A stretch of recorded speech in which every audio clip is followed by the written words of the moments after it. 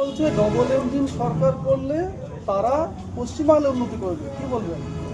ওই এখানে শুনলাম প্রচারে এসছে নাকি বিপ্লব দেব।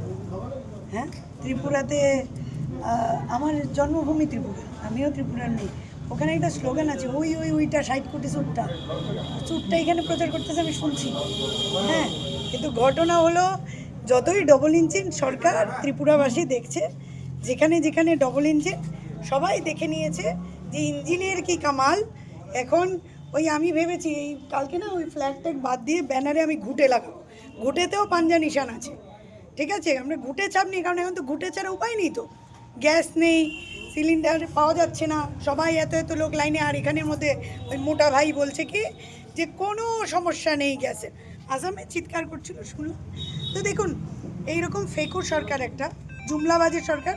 আপনারা সবাই 15 লাখি টুপি পড়ে আছেন, এটা আমাকে বলতে হবে না। তাছাড়া বিশ্ব কালো ধন তো আপনাদের সব নিয়েই গেল মোদি, তাই তো? তো যাই হোক, খারাপ লাগলো আমার যে আপনাদের কালো ধন সব বেরিয়ে গেল। তো একের পর এক ঘাপলা। দেখুন, এই সরকারটা মানুষ চিনে গেছে। ওদের কাছে, ওদের ডিকশনারি থেকে আপনি এই হিন্দু মুসলিম বিভাজনের শব্দগুলো সরিয়ে নিন। সাম্প্রদায়িকতা, পুলবামা, গোদরা, পেহেলগাঁও, এগুলোকে সরিয়ে দিন, দেখবেন এটা মানে একদম ফাঁকা কলসি, যেটা বেশি আওয়াজ করে। বিজেপিও তাই। কারণ কি, আমরা বরাবর দেখেছি এক একটা নির্বাচন জিততে গেলে কখনো পুলবামা করতে হচ্ছে ওদেরকে, কখনো কি না পেহেলগাঁও করতে হচ্ছে, কখনো এসআইআর বা এনআরসির নামে। বিহারে তো আমরা দেখলাম ভোট পড়লো কত, আর ভোটার কত, ভোটার যত তার থেকে বেশি ভোট পড়ে গেল।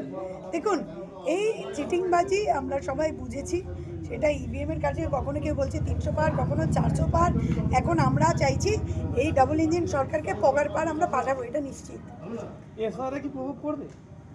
দেখুন, এসআইআরের মানুষেরা যেভাবে ভুগছে, এক একজন সারাটা দিন লাইনে, অ্যাডজুডিকেশনের টেনশনে ঘুম হচ্ছে না। হ্যাঁ, আর এগুলো একদম খামখেয়ালিপনা।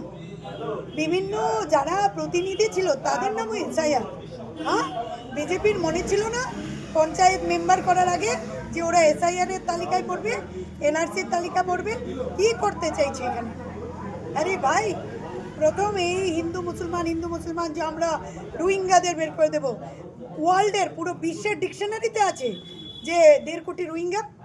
14 লাখ তো পুরো বিশ্বে নেই, পুরো বিশ্বে মিলে 14 লাখের কম রোহিঙ্গা আছে। কি অধিকারী, অকৃতদার অধিকারী নিজের বাড়ি থেকে তৈরি করে নাকি রোহিঙ্গা? মেশিন আছে তাহলে। আর ঘুষপেটিয়া তো দুজনই আছে, একটা ওই মোদি আর একটা শাহ। দুজনই অন্য জায়গা থেকে প্রত্যেকবার বাংলায় চলে আসে। হ্যাঁ, গিয়ে উল্টো পাল্টা চিৎকার চেঁচামেচি। শুনুন, জয় শ্রীরাম, অমুক তমুক। আরে ভাই, আমিও হনুমান চালিসা না করে বাড়ি থেকে বেরোই না। আমি মহাকালীর ভক্ত।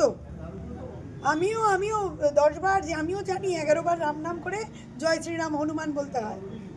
কিন্তু তার মানে এটা দিয়ে মুসলিমের প্রতি বিদ্বেষ, আমরা এইগুলোর বিরোধী। কংগ্রেস একটা বিচারধারা, কংগ্রেস তার যে বিচারধারা, ভাবধারা, সেটাকে মানুষের মধ্যে ছড়িয়ে দিতে চাইছে। কারণ এই যে এখনকার কংগ্রেস, মানে কংগ্রেস আপনি ধরে নিন যে মহুয়া মৈত্র এমপি এত বছরে, করিমপুর থেকে উনি জিতেছিলেন, সিটিং এমএলএ, এখানে টিএমসির ছিল। কি করলো? বিদেশ ভ্রমণ। আর কি করলো? এখানের মধ্যে সিটিং এমএলএ টিকিট পেলো না, যখনই দুর্নীতি সামনে আসে ওরা চেহারা বিক্রি করার জন্য পাঠিয়ে দেয়। অভিনয় জগতে যেরকম আমাদের মন জয় করে, তো এখন এখানে এসে মন জয় করতে চায় যে এখানে এসে তো রাজনীতি করবে না, মানুষের স্বার্থে লাগে না, অভিনয় করে। মানুষ তাতে ভোগে যে ভাই এ তো এখানে এসেও অভিনয় করছে। তো আমরা অভিনয়ের মাঝখানে উঠে আপনাদের একটুখানি পিছিয়ে নিয়ে যাই। অরবিন্দ বাবুর সময়টা ভাবুন তো, সেই সময়ের কংগ্রেসটা ভাবুন তো, তারকদাস বন্দ্যোপাধ্যায়ের সময় কংগ্রেসটা ভাবুন তো, নদিয়ার বিধান রায়ের সময় কংগ্রেসটা ভাবুন তো, ডক্টর বিধানচন্দ্র রায়ের সময়। আজকে একদম পুরোপুরি আশাবাদী। আপনারা আজকে আমাদের সাথে ঘুরেছেন, আপনারা দেখেছেন যে মানুষ যথেষ্ট আশাবাদী। এই হাতটাকে ফিরিয়ে না আনলে মানুষের যে এই দুর্নীতি বা এই যে বাচ্চা কাচ্চা সবাইকে সিন্ডিকেটে জড়িয়ে নিচ্ছে, একটা ইয়াং জেনারেশন পুরোটা সিন্ডিকেট, তোলাবাজি, পিকনিকে মদ খেয়ে মরলে 2 লাখ টাকা 5 লাখ টাকা ঘুষ, আর পড়াশোনা আর ভাতা ধরিয়ে দিচ্ছে। পড়াও না, একটা প্রাইভেট কলেজে পড়াও, সাবসিডি দাও না। স্কুলের অবস্থাগুলো, মাদ্রাসা দেখো, মাদ্রাসায় 10,000 চাকরি দিয়ে দেবো বলে দিয়েছে, এখন পর্যন্ত 1000টা করতে পারলো না, তাও আবার এইডের নয়। কবে থেকে ধর্নায় বসে আছে? এই আমার বাড়ি বিধাননগর সল্লেকে আছে, গিয়ে দেখুন তো মাদ্রাসার লোকেরা কবে থেকে ধর্নায় বসে। হ্যাঁ, এরাও শিক্ষক, এরাও পিএইচডি করে, এরাও বিএড করে চাকরিটা পায়, এদের মাইনে একটা টোটো চালকের থেকে কম। লজ্জা হয় না? বড় বড় কথা বলছেন যে গরু দুধ দেয় তার লাথি খেতে পারি। লাথি এবার মারবে আপনাকে, দুজনকেই মারবে, জোড়া লাথি, জোড়া ফুলে জোড়া লাথি।